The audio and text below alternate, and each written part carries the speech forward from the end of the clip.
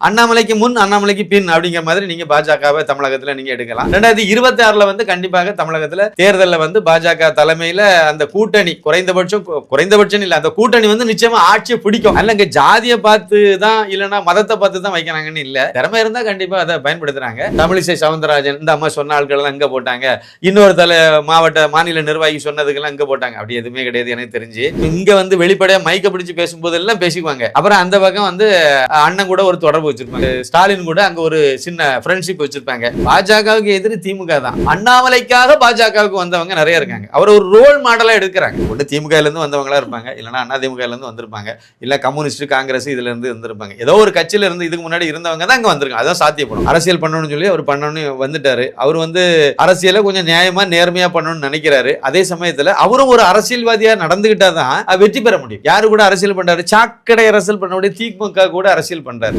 பாஜகவுக்கு ஓட்டு ஏற்கனவே போட்டவங்க விஜய்க்கு போடுறதுக்கு வாய்ப்பு இல்லை. தமிழகத்துல வந்து பாஜக தொண்டர்களும் பாஜக தலைவர்களும் என்ன பண்ணா ஆட்சி பிடிக்க முடியும்? கண்டிப்பாக நல்ல கேள்வி. அதாவது தமிழகத்துல பாஜக இப்பதான் வந்து கொஞ்சமா வளர ஆரம்பிச்சிருக்கு. குறிப்பாக திரு அண்ணாமலை IPS அவர்கள் வந்து தமிழக பாஜகவினுடைய மாநில தலைவராக வந்த பிறகுதான் இந்த கட்சியை எல்லா இடமும் போய் சேர்ந்துருக்கு. அதை நம்ம பார்க்கணும். தமிழகத்தில் வந்து இதுக்கு முன்னாடி இருந்தவங்க எல்லாம் அப்போ ஒன்றுமே செய்யலையா? பொன் ராதாகிருஷ்ணன் ஒன்றும் பண்ணலையா? தமிழிசை சவுந்தரராஜன் ஒன்றும் பண்ணலையா? எல் முருகன் அவர்கள் ஒன்றுமே கட்சிக்காக வேண்டி எதுவுமே பணியாற்றலையா அப்படின்னு கேட்டிங்கன்னா எல்லாரும் அவங்கவங்க பங்களிப்பு அவங்க செய்தாங்க. அதை நம்ம யாருமே இல்லை அப்படின்னு நம்ம செய்ய முடியாது, சொல்ல முடியாது. ஆனால் அந்த நேரங்களில் அந்த சூழ்நிலைக்கு தக்கவாறு எவ்வளோ வளர வைக்க முடியுமோ, கட்சியை வளர்க்க முடியுமோ அவங்க அந்த பணிகளை செய்திருக்காங்க. ஆனால் திரு அண்ணாமலை IPSனுடைய வரவுக்கு பிறகுதான் பாஜக வந்து ஒரு விஸ்வரூப வளர்ச்சியை பெற்றிருக்கு.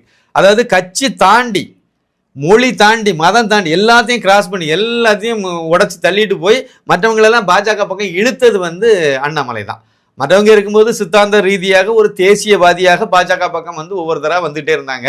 அண்ணாமலை வந்த பிறகுதான் அண்ணாமலையே ஒரு ரோல் மாடலா எடுத்துட்டு அண்ணாமலைக்காக பாஜகவில் வந்தாங்க. அது ரொம்ப முக்கியமான பாயிண்ட். பாஜக சித்தாந்தத்துக்காக வந்தாங்க, ஒரு தேசியவாதியாக பாஜகவை ஆதரிச்சாங்கிறது பெரிய விஷயம் இல்லை. அண்ணாமலை அவர்களுக்காக பாஜக வந்தாங்க பார்த்தீங்களா, அதான் பெரிய விஷயம். அதனால தமிழகத்தில் பாஜக வந்து திரு அண்ணாமலை IPS வரவுக்கு பிறகு வந்த வளர்ச்சி வந்து அபரிமிதமானது. அண்ணாமலைக்கு முன் அண்ணாமலைக்கு பின் அப்படிங்கிற மாதிரி நீங்க பாஜகவை தமிழகத்தில் நீங்க எடுக்கலாம். அதனால இப்போ வந்து நல்ல ஒரு சூழ்நிலையை நோக்கி இப்போ போயிட்டு இருக்கு, நகர்ந்துட்டு இருக்கு. திரு அண்ணாமலை IPS வந்து மறுபடியும் ரெண்டாவது தடவையாக தொடர்ந்து வந்து பாஜகவினுடைய தலைவராக இன்னும் ஒரு சில நாட்களில் வந்து அறிவிக்கப்பட இருக்கிறாங்க. இது உறுதியானது தான். அவர் தான் தலைவராக தொடர்ந்து போறாரு. இன்னும் ஒரு 3 வருஷம் அவர் இருக்க முடியும். பாஜக சட்டத்திட்டங்கள் படி அவரை வந்து வைக்க போறாங்க. அப்படின்னா 2026 வந்து கண்டிப்பாக தமிழகத்துல தேர்தலில் வந்து பாஜக தலைமையில அந்த கூட்டணி குறைந்தபட்சம் இல்ல, அந்த கூட்டணி வந்து நிச்சயமா ஆட்சியை பிடிக்கும். அந்த அளவுக்கு வளர்ந்து போயிட்டு இருக்கு. அதுல எந்த மாற்று கருத்தும் கிடையாது. தமிழகத்துல வந்து பாஜக திறமையான தொண்டர்கள் வந்து புறக்கணிக்கப்படுறாங்கன்னு சொல்றாங்க, அது உண்மையா? அதாவது பாஜகவில் உள்ள மூத்த தொண்டர்கள் இல்லைன்னா வந்து ஒரு திறமையான, நீங்கள் சொன்ன திறமையானவர்களுக்கு வாய்ப்பு கொடுக்கல, அப்படி கொடுக்கலன்னு சொல்ல முடியாது. அவங்களுக்கெல்லாம் வாய்ப்பு கொடுத்த இன்னொரு விஷயத்தை நம்ம பார்க்கணும். பாஜகவில் இருக்கக்கூடிய வந்திருக்கக்கூடிய ஆட்கள் இல்லை பாஜகவில் கட்சியினுடைய உறுப்பினர்கள் அப்படின்னு நீங்கள் எடுத்துட்டீங்க அப்படின்னா நிறைய சட்டத்திட்டங்கள் வச்சுருக்காங்க. இப்போ ஒரு மாவட்ட அளவில் ஒருத்தர் மாவட்ட தலைவராக வரணும் அப்படின்னா அவர் வந்து 8 வருஷம் குறைஞ்சது வந்து பாஜகவில் தீவிர உறுப்பினர் அப்படிங்கிற ஒரு இதில் இருக்கணும். 2 தடவையாவது மாவட்ட அளவில் ஏதாவது ஒரு பதவியில் பொறுப்பில் இருந்திருக்கணும். இந்த மாதிரி நிறைய இதெல்லாம் வச்சிருக்காங்க. திடீர்னு வந்தவொடனே பதவி, ஆனால் விதிவிலக்கு இருக்கு. திரு அண்ணாமலை IPS பாஜகவுக்கு வந்தவுடனே துணை தலைவரை கொடுத்தாங்க. அப்புறம் கொஞ்ச நாளிலே 2021 எலெக்ஷன் முடிஞ்ச உடனே ஒரு மாநில தலைவர் ஆக்குனாங்க. இது வந்து விதிவிலக்காகவும் உண்டு.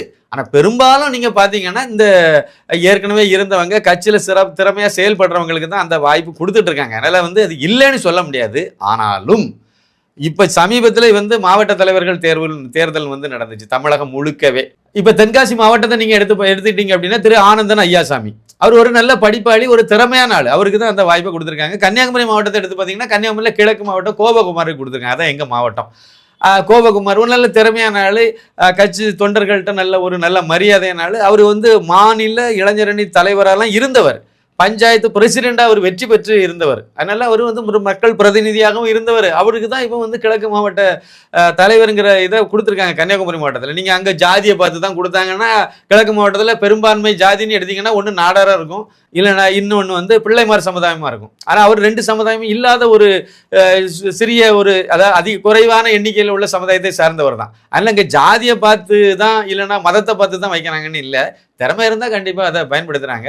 நீங்கள் சொன்ன அடிப்படையில் வந்து அதாவது திறமையானவர்கள் சில இடங்களில் புறக்கணிக்கு வாய்ப்பு இருந்திருக்கும், இல்லைன்னு சொல்ல முடியாது. ஒரு அரசியல் கட்சின்னு சொல்லும்போது அந்த மாதிரிப்பட்ட சூழ்நிலைகள் சில இடங்களில் சில நண்பர்கள் இருந்திருக்கும்.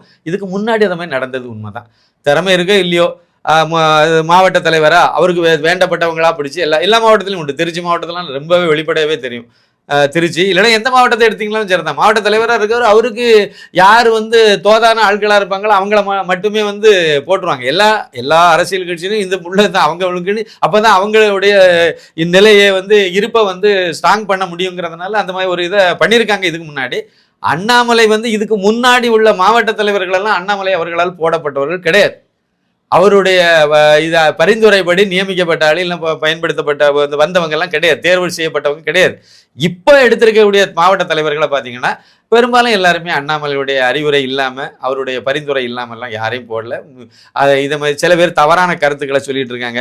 இப்போ எப்படின்னா அது பொன் ராதாகிருஷ்ணன் அவர் ஒரு 10 மாவட்டத்துக்கு அவருக்கு இஷ்டத்துக்கான அவர் சொன்ன ஆட்களெல்லாம் போட்டுட்டாங்க. தமிழிசை சவுந்தரராஜன் இந்த அம்மா சொன்ன ஆட்களெல்லாம் இங்கே போட்டாங்க. இன்னொரு மாநில நிர்வாகி சொன்னதுக்கெல்லாம் இங்கே போட்டாங்க. அப்படி எதுவுமே கிடையாது. எனக்கு தெரிஞ்சு ஆனந்தன் ஐயாசாமி எல்லாம் வந்து நேரடியாகவே அண்ணாமலைக்கு தெரிஞ்சவர், அவர் நல்ல திறமையான ஒரு படிப்பாளி, அதனால அவரை அங்கே பயன்படுத்தினாங்க. எங்கள் மாவட்டத்தை எடுத்துட்டீங்க அப்படின்னா இவர் நம்ம பொன் ராதாகிருஷ்ணன் அவர்கள் சொன்னால தான் போட்டிருக்காங்க, அப்படிலாம் கிடையாது. நான் விசாரித்த வரையில் அவங்க 7 பேர் போட்டியில் இருந்தாங்க. 7 பேரில் ஒரு ஆள் வந்து கோபகுமார். அந்த கோபகுமார் வந்து திரு பொன் ராதாகிருஷ்ணன் அவர்கள் வந்து அவர் தான் வந்து செட்டப் பண்ணி கொண்டு வந்தாருங்கிற மாதிரி இல்லை. நான் விசாரிச்சதில் அப்படி இல்லை, அதுக்கு வெளியே உள்ளவர் தான். அவர் யாரை விருப்பப்பட்டாரோ அது அவரை தாண்டி தான் இதை போட்டதா சொன்னாங்க. இல்லை அப்படிலாம் பார்க்கும்போது வந்து நீங்கள் வந்து ஒரு குறிப்பிட்ட ஆள் சொல்ல விட தான் போடுவாங்க, அப்படிலாம் கிடையாது. இப்போ வந்து ஏறக்குறைய மாவட்ட தலைவர்கள் லிஸ்ட்டில் எடுத்து பார்த்தீங்கன்னா இப்போ போட்டிருக்க மாவட்ட தலைவர்கள் எல்லாமே திரு அண்ணாமலை ஐபிஎஸ் அவர்களை ஒத்து போகிற மாதிரியான ஆள், இல்லைன்னா எல்லோருக்குமான ஆட்கள், எல்லோரும் யாருனாலும் குறை சொல்லாத ஆள், எல்லாரும் ஏற்றுக்கொள்ளக்கூடிய மாதிரியான தலைவர்களை தான் பெரும்பாலும் எல்லா இடம் போட்டிருக்காங்க. அதில் பெரிய இஷ்யூ இருக்க மாதிரி எனக்கு தெரியல. இது கண்டிப்பாக புறக்கணிக்கப்படுதுன்னா சில சூழ்நிலைகளில் சில இடங்களில் இல்லை கீழ்மட்டத்தில் ஒன்றிய அளவில் பஞ்சாயத்து அளவில் அந்த மாதிரி சில அதிருப்தியானவங்களும் இருக்க தான் செய்கிறாங்க. அது மாறும்னு நான் நினைக்கிறேன். தமிழக பாஜக வந்து இது திராவிட பாஜகன்னு சொல்லிட்டு இருக்காங்க, அது உண்மையா? தமிழக பாஜகவை ஒட்டுமொத்தமாக அப்படி சொல்லலை. தமிழக பாஜகவில் ஒரு பிரிவை வந்து திராவிடியா பாஜக அப்படின்னு சொல்லிட்டு நம்ம சொல்கிறாங்கன்னு எடுத்துக்கலாம். அது உண்மைதான். நானே இந்த வார்த்தையை பயன்படுத்தியிருக்கேன், ரொம்ப நாளைக்கு முன்னாடி இருந்தே பயன்படுத்தியிருக்கேன். எதனால அப்படின்னா திமுகவுக்கு வந்து இந்த சொம்பு தூக்குறதே ஒரு குறிக்கோளாக வச்சு சில பேர் மூத்த தலைவர்கள் வந்து அந்த மாதிரி இருக்காங்க. திமுகவுக்கு வந்து அதாவது இங்கே வந்து வெளிப்படையாக மைக்க பிடிச்சி பேசும்போதெல்லாம் பேசிக்குவாங்க. அப்புறம் அந்த பக்கம் வந்து அண்ணன் கூட ஒரு தொடர்பு வச்சுருப்பாங்க, ஒரு ஸ்டாலின் கூட அங்கே ஒரு சின்ன ஃப்ரெண்ட்ஷிப் வச்சுருப்பாங்க. அது கேட்டால் ஃபேமிலி ஃப்ரெண்டுங்கிற மாதிரி வச்சுருப்பாங்க. அது சில அமைச்சர்கள் கூட மூத்த தலைவர்கள் எல்லாம் தொடர்பில் இருப்பாங்க. இது அரசியலுக்காக இங்கே நீங்கள் மேடையில் பேசுகிறது இதெல்லாம் வந்து இருக்கும். அந்த பக்கம் பார்த்தா இன்னொரு ஃப்ரெண்ட்ஷிப், அது தொண்டர்கள் ஏற்றுக்க மாட்டாங்க, ஏற்றுக்கலை. இல்லைன்னா பிஜேபி எப்பவும் வளர்ந்துருக்கணுமே, இது ஏற்றுக்கலை. அப்போ இப்போ அண்ணாமலை வந்த பிறகு மட்டும் என்ன அப்படின்னா அண்ணாமலை வந்து டிக்ளேர் பண்ணிட்டார். அவர் மாநில தலைவராக நியமிக்கப்பட்ட பிறகு நடந்த முதல் கூட்டம் வந்து போராட்டம் வந்து தஞ்சை டெல்டாவில் தான் நடந்துச்சு, தந்தை தரணியில் தான் நடந்துச்சு. அங்கே வந்து நடந்த போராட்டத்தில் ஒரு வெளிப்படையாகவே அந்த விவசாயிகளுக்கான போராட்டம் அதில் ஒரு வெளிப்படையாகவே அறிவிச்சிட்டார், எதிரி திமுக தான், பாஜகவுக்கு எதிரி திமுக தான், அது சித்தாந்த எதிரி, அரசியல் எதிரி, அதுதான். அதை நோக்கி தான் நாங்கள் பயணம் பண்ண போகிறோம். நான் வந்து மேல்மட்டத்தில் வந்து ஒரு மேம்போக்காக நான் வந்து திமுகவை திட்டிக்கிட்டு இல்லைன்னா எதுக்குற மாதிரி நான் பேசிக்கிட்டு பசப்போ ஏதோ ஒன்று சொல்லிட்டு அப்புறம் வந்து அண்டர் கிரவுண்டில் நான் அவங்ககிட்ட ஒரு ஃப்ரெண்ட்ஷிப் எல்லாம் ஏற்படுத்த மாட்டேன். அது இதுக்கு முன்னாடி இருந்த சில சந்தர்ப்பங்களில் சில பேர் அப்படி செய்திருக்கலாம் அப்படிங்கிறத அப்படி வெளிப்படையாக போட்டு உடைச்சிட்டார். அதனால அப்போ அதில் அன்னையிலேருந்து இன்னைக்கு வரைக்கும் நீங்கள் அந்த நிலைப்பாட்டில் அவர் சரியாக இருக்கார், எங்கேயுமே மாறல, கொஞ்சம் கூட பிசுறு தட்டலை, தெளிவாக அவருடைய இது போகிற. இதனால தான் எல்லாரும் ஆதரிக்கிறாங்க. அதான் ஒரு வார்த்தையை சொன்ன பார்த்தீங்களா, பாஜகவில் அதாவது ஒரு தேசியத்துக்காக இல்லைன்னா நாட்டை நேசிக்கிறோங்கிறதுனால தேசியவாதியாக பாஜகவுக்கு வந்தது கடந்த காலம். இப்போ அப்படி இல்லை, அண்ணாமலைக்காக பாஜகவுக்கு வந்தவங்க நிறைய இருக்காங்க. அவர் ஒரு ரோல் மாடலாக எடுத்து வந்திருக்காங்க. அதனால இப்போ இருக்கக்கூடிய இதில் வந்து பார்த்தீங்க அப்படின்னா ஒரு திறமையான ஒரு இதுதான் அடுத்த எலெக்ஷனில் சந்திக்கும் போது ஒரு மிகப்பெரிய அளவில் இருக்குங்கிறதுல எந்த மாற்று கருத்தும் கிடையாது. திராவிடியா பாஜகங்கிறது ஒரு இது இருக்கு உள்ள, அவங்க இந்த மாதிரிப்பட்ட கொத்தடிமை வேலையெல்லாம் பார்த்துட்டு இருக்காங்கிறது உண்மைதான். இருந்தாலும் அதெல்லாம் இன்னும் வந்து மாற்றிக்குவாங்க அவங்கள, இல்லைன்னா அவங்கள மாற்றிக்குவாங்க, ரெண்டில் ஏதாவது ஒன்று நடக்கும்.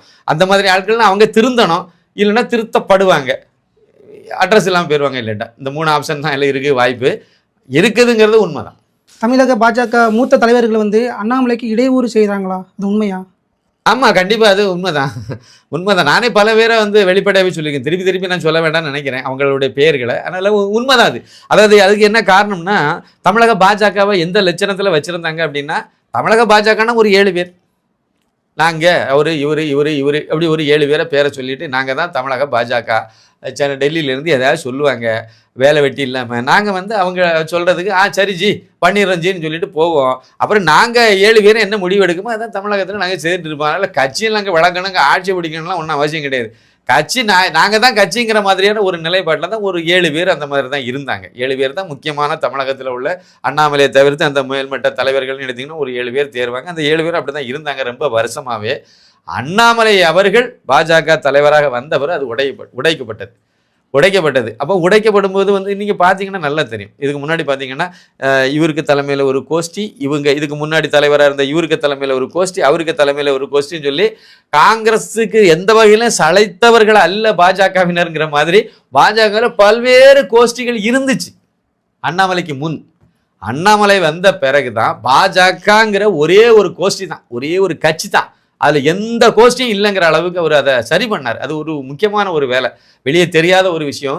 ஆனா அந்த மாதிரி அவர் பண்ணும்போது அதுல உள்ள எதிர்வினை இப்படி தானே வரும். அதுல வந்து அண்ணாமலைக்கு எதிராக சில பேர் வந்து கருத்து பொதுவெளியிலே பேசினாங்கன்னா அதெல்லாம் இதனுடைய வெளிப்பாடுகள். அவங்க வந்து மதிக்கலன்னு இல்லை, ஒரே கட்சியா இருக்கும்னு நினைக்கிறாரு. அப்படின்னு அவர் சொல்றதை மட்டும் மற்றவங்க கேட்டாதான் சரியா இருக்கும்.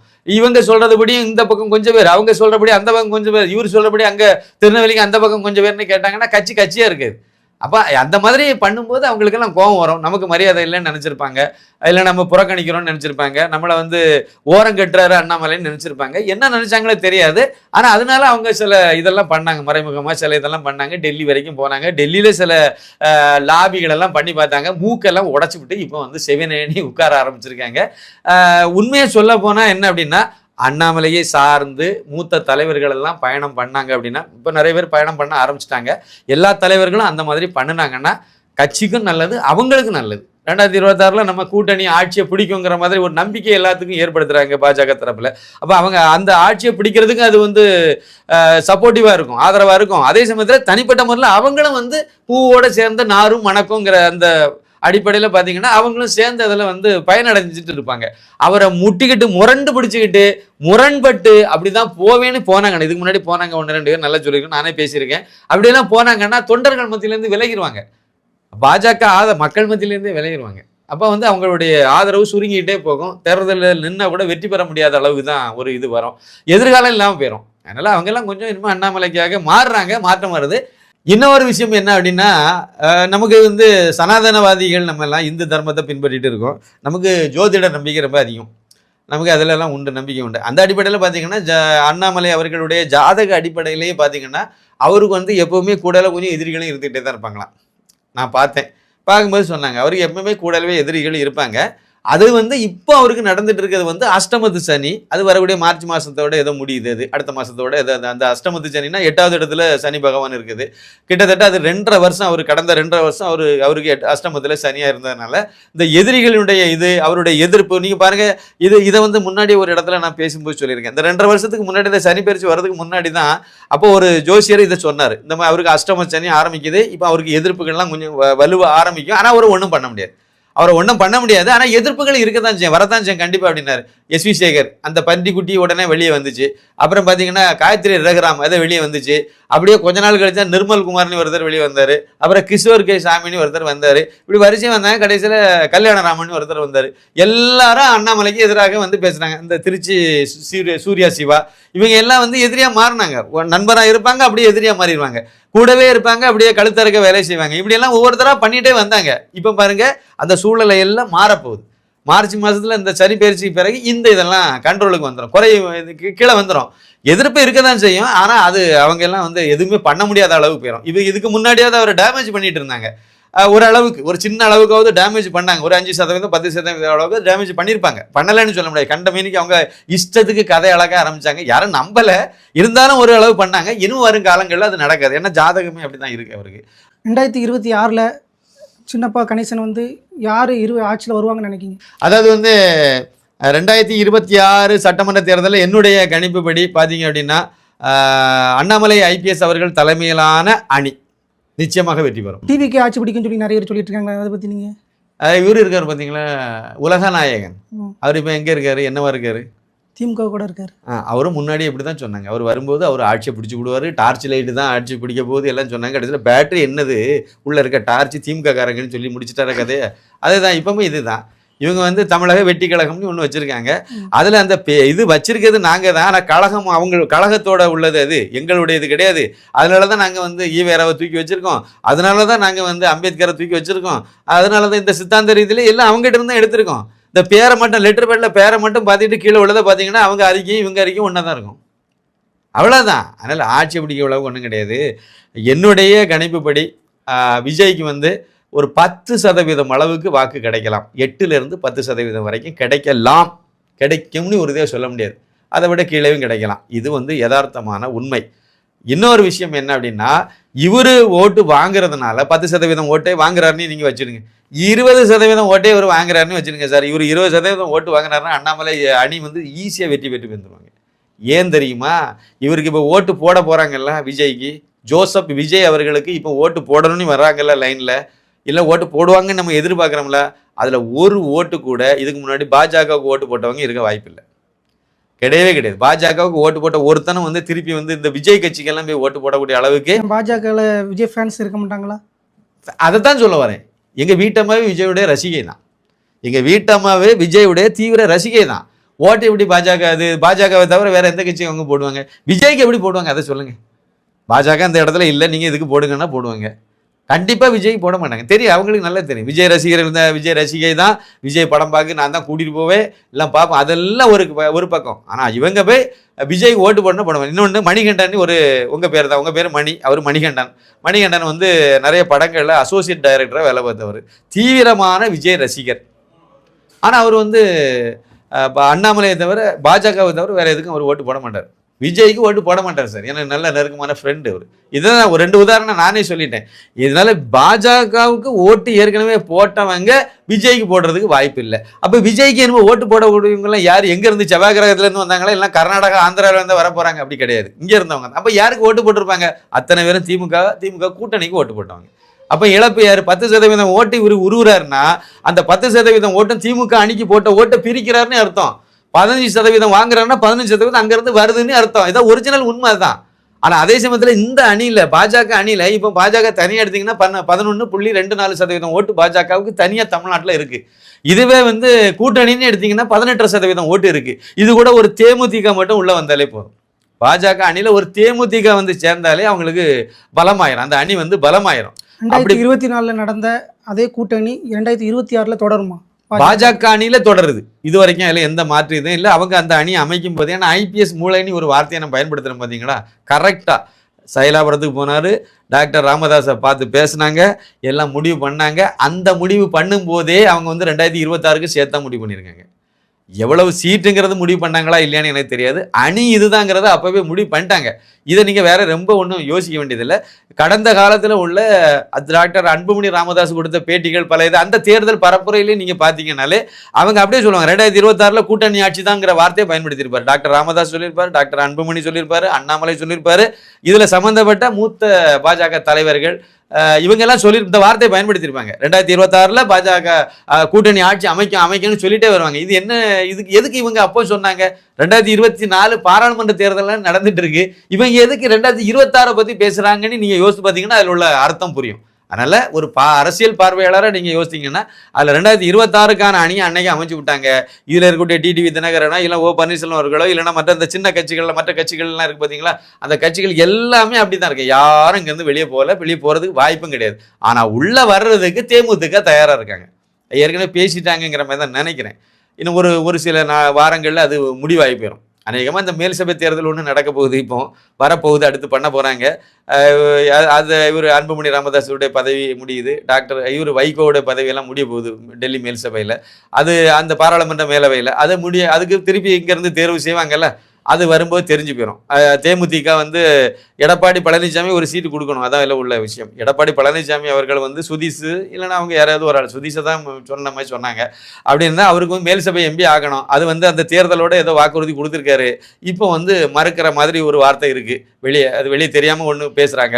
அந்த இது உண்மையாக இருக்கும் பட்சத்தில் அதை இவர் கொடுக்க மாட்டார். கண்டிப்பாக எடப்பாடி பழனிசாமி கொடுக்க வாய்ப்பு இல்லைன்னு நினைக்கிறேன். கொடுக்கலன்னா அவங்க வெளியே போயிடுவாங்க. பாஜக பணிக்கு பக்கத்தில் வந்து நிற்பாங்க. அது நீங்கள் நல்லா பாருங்கள், அவருடைய நினைவு நாள், கேப்டனுடைய நினைவு நாளுக்கு அந்த நிகழ்ச்சி இதில் போய் பாருங்கள், எடப்பாடி பழனிசாமி போயிருக்க மாட்டார்.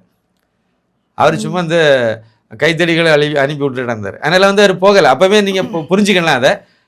அதனால் இவங்க வந்து கண்டிப்பாக தேமுதிக கண்டிப்பாக பாஜக அணியில் வரும், நம்ம கண்டிப்பாக எதிர்பார்க்கலாம், வரும். மற்றபடி திமுக அணிலேருந்து அது வரும் இது வரேன்னு நான் சொல்லலை. இது அங்கே கண்டிப்பாக போகும். அதே சமயத்தில் வேற ஒரு விஷயம் வந்து நடக்கிறதுக்கு வாய்ப்பு இருக்குது தமிழகத்தில், என்னுடைய பார்வையில். என்ன அப்படின்னா, திரு எடப்பாடி பழனிசாமி தலைமையில் இப்போ இயங்கிட்டு இருக்கக்கூடிய அதிமுக ரெண்டா உடையும். தலைப்பில் போடலாம், ரெண்டா உடையும். அதுக்குள்ள இதெல்லாம் உள்ள இருக்குது. கண்டிப்பாக வரக்கூடிய காலங்களில் நீங்கள் நல்லா மைனூட்டாக பாருங்கள், ரெண்டா உடையதுக்கு நிறைய வாய்ப்பு இருக்குது. அதில் ஒரு பிரிவு வந்து ஒரு தனி அணி, ஒரு 25 எம்எல்ஏவோட தலைமையில் புரியும் நினைக்கிறீங்க. அது எஸ்பி வேலுமணியா தங்கமணியா இல்லைன்னா எந்த மணியா தலைமையில் வருதுன்னு தெரியாது. ஆனால் ஒன்று வரப்போகுது, அது மட்டும் தெரியும். அது மட்டும் கொஞ்சம் மூமெண்ட்ஸ் இருக்குது அப்படிங்கிறத புரிஞ்சுக்க முடிஞ்சுது. கண்டிப்பாக அந்த மாதிரி நடக்கும். அப்படியே அது ரெண்டா உடையும் பட்சத்தில் ஒரு 10-20-25 எம்எல்ஏ தனியாக போனாலே ரெட்டையெல்லாம் முடங்கி போயிடும். அது இல்லாமல் முடங்கிறதுக்கு இன்னொரு கேஸை சொல்லிட்டு இருக்காங்க. அதில் என்ன நடக்க போகணும்னு தெரியாது. இது ஒரு பக்கம் இருக்குது. ரெட்டையிலை சம்பந்தமாகவே அந்த சின்னத்தை அவங்க பயன்படுத்துறதுலேயே ஒரு வில்லங்க இருக்குது. கட்சி உடஞ்சுன்னா சுத்தமாக அந்த சின்னத்தை பயன்படுத்த முடியாமல் போயிடும். 2026 எலெக்ஷனில் நிச்சயமாக பயன்படுத்த முடியாது, சின்னம் போயிடும். கட்சி ரெண்டா உடஞ்சுன்னா அது பிறகு எடப்பாடி பழனிசாமி நம்பி யாரு கூட்டணிக்கு வருவா? திமுகவோட தான் போய் அவர் கூட்டணி வைக்கணும். இந்த வார்த்தையை நான் முன்னாடி சொல்லியிருக்கேன். இவர் வந்து 2026 தேர்தலில் எடப்பாடி பழனிசாமி வந்து திமுகவில் போய் கூட்டணி வைப்பார், நான் பங்காளிகள் தானே, கண்டிப்பாக வைப்பார், அதுக்கு சாத்தியம் உண்டுன்னு சொல்லி நான் முன்னாடி பேசியிருக்கேன். அது நடக்கிறதுக்கு நிறைய வாய்ப்பு இருக்குது இன்னைக்கு போகக்கூடிய சூழ்நிலையில். ஒரு விஷயம் தெளிவாக சொல்லலாம் சார், திரு அண்ணாமலை ஐபிஎஸ் வந்து பாஜகவினுடைய மாநில தலைவராக அவர் எவ்வளவு நாள் 2-3 வருஷம் அவர் இருக்க முடியும். அவர் இருக்கிறது வரைக்கும் எடப்பாடி வந்து அண்ணா பாஜகவில் வந்து கூட்டணி வைக்க வரமாட்டார் சார், வரமாட்டார். அது அப்படிதான். அந்த மாதிரி போயிட்டு இன்னொன்று எடப்பாடி பழனிசாமி யோக்கியனும் கிடையாது, ரொம்ப நல்ல சுத்தமான பத்திரமா தங்கும் அப்படியெல்லாம் இன்னும் சொல்ல முடியாது. அதனால் அது வந்து அவர் இங்கே இந்த கூட்டணிக்கு வராமல் இருக்கிறது நல்லதும் கூட. ஆனால் கட்சி உடைஞ்சு அதிலேருந்து இன்னும் ஒரு பிரிவு வந்து அப்படின்னு பாஜக அணியில் வந்து சேர்றதுக்கு பிரகாசமான வாய்ப்பு இருக்குது. அது வரும்போது அதோட எடப்பாடி அப்புறம் அரசியலே அஸ்தமிச்சு போகும். அவருடைய ஜாதகமாக அப்படி தான் சொல்லுதுன்னு சொன்னாங்க.